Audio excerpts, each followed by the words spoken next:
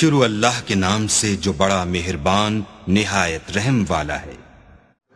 الحمد للہ رب العالمین والصلاة والسلام على رسوله محمد وعلى آلہ واصحابہ اجمعین، اما بعد، اعوذ باللہ من الشیطان الرجیم، بسم اللہ الرحمن الرحیم، وما قدر اللہ حق قدرہ والارض جميعا قبضته يوم القیامة والسماوات مطویات بیمینہ سبحانه وتعالى عما يشركون، وقال الله تبارك وتعالى وسع كرسيه السماوات والأرض۔ محترم سامعین کرام، بزرگان دین، نوجوانان ملت اسلامیہ اور خواتین ملت اسلامیہ اور پیارے بچوں، یہ اللہ رب العالمین کا فضل و کرم اور اس کا شکر و احسان ہے کہ اللہ رب العالمین نے ایک مہینہ روزوں سے رہنے کے بعد، عبادات کو انجام دینے کے بعد اس میدان میں سنت کے مطابق ہم کو جمع ہونے کی توفیق عطا فرمائی۔ یہ رب کائنات کا فضل و کرم ہے کہ اللہ رب العالمین نے ہم کو اتنی حیات عطا فرمائی کہ ہم صحت و تندرستی کے ساتھ اس میدان میں جمع ہو سکیں۔ رب کائنات کا کرم ہے کہ اللہ رب العالمین نے ہم کو یہ توفیق عطا فرمائی کہ ہم اس کے حکم وَلِتُكْمِلُوا الْعِدَّةَ وَلِتُكَبِّرُوا اللَّهَ کے تحت میدان عید میں جمع ہو کر کے اللہ رب العالمین کی بڑائی بیان کرے، اللہ رب العالمین کے کلمات کو بلند کرے، اللہ رب العالمین کی عظمت و جلالت کا تذکرہ کرے۔ اللہ اکبر، اللہ اکبر، لا الہ الا اللہ، واللہ اکبر، اللہ اکبر وللہ الحمد، ان کلمات کو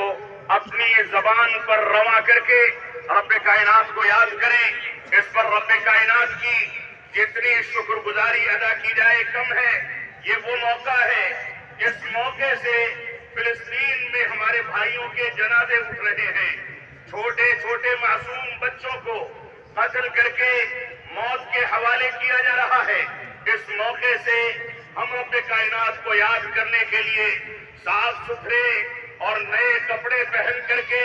اس میدان میں جمع ہو سکے، اس پر رب کائنات کا جتنا شکر ادا کیا جائے کم ہے۔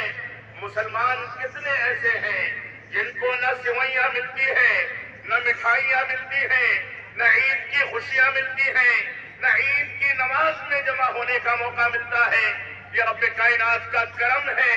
کہ اس نے ہم کو موقع دیا کہ ہم اس کی بڑائی بیان کریں۔ اللہ اکبر، اللہ اکبر، لا الہ الا اللہ، واللہ اکبر، اللہ اکبر وللہ الحمد، ان کلمات کی صدائیں بلند کرنے پر ہم رب کائنات کا شکر ادا کرتے ہیں۔ اے رب کائنات، ہم تیرے دربار میں تیرے بھکاری بن کر کے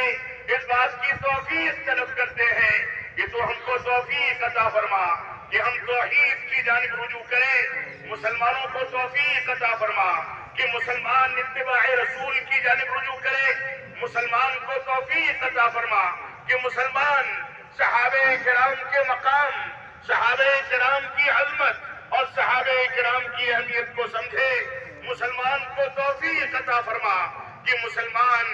منہج سلف کے مطابق اپنی زندگی کو ڈھال سکے۔ رب کائنات، ہم اس دربار میں تیرے بھکاری بن کر کے تجھ سے بھیک مانگتے ہیں کہ ہمارے مظلوم مسلمان بھائی دنیا کے جس بھی خطے میں ہوں، ان کی خوشیوں کو دوبالا کرنے کے لیے تیری لاٹھی پہ آواز ہے۔ اے رب کائنات، ظالموں کا ظلم ضرورت سے زیادہ بڑھ گیا، جو جیسے چاہتا ہے مسلمانوں کو ہانکتا ہے، جیسے چاہتا ہے مسلمانوں پر ظلم و جور کرتا ہے، جو جہاں چاہتا ہے مسلمانوں کی عبادت گاہوں کو گرا دیتا ہے، کبھی بابری مسجد پر اور گیان واپی پر، اور اس کے بعد دوسرے ایام میں دوسرے مقامات پر۔ آپ ساری صورتحال سے واقف ہیں، لیکن ہمارا رب اتنا عظیم ہے،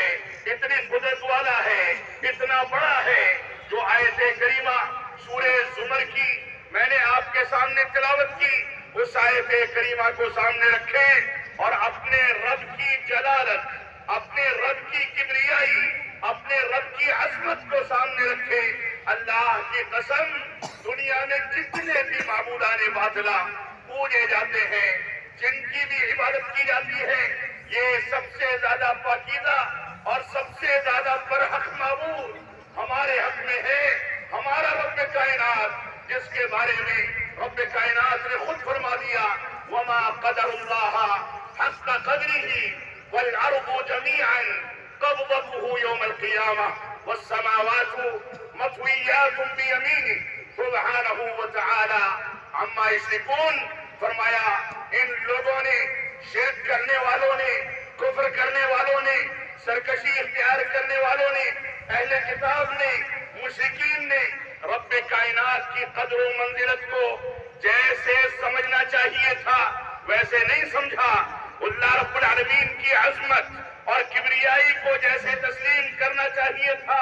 نہیں سمجھا۔ اور آج کے دور میں وہ مشرکین جو رب کائنات کی ربوبیت میں، اس کی الوہیت میں، اس کے اسماء و صفات میں غیر اللہ کو شریک کرتے ہیں، درگاہوں کے عقیدے پر، قبر پرستی کے عقیدے پر، وسیلے کے عقیدے پر، غلط انداز کی چیزوں کا اعتقاد رکھ کے رب کائنات کی توہین کرتے ہیں، اس کی توحید کو بجا لانے کے بجائے اس کی خلاف ورزی کرتے ہیں۔ یہ سارے کے سارے لوگ اس آیت کریمہ کو سننے رب کائنات نے فرمایا ان لوگوں نے رب کائنات کی جیسے قدر کرنی چاہیے تھی ویسے قدر نہیں کی۔ والارض جميعا قبضته يوم القيامة، فرمایا کہ قیامت کے دن ساری کی ساری روئے زمین رب کائنات کی مٹھی میں ہوگی۔ رب کائنات کی جلالت، اس کی عظمت، اس کی شان یہ ہے کہ قیامت کے دن پوری روئے زمین رب کائنات کی مٹھی میں ہوگی۔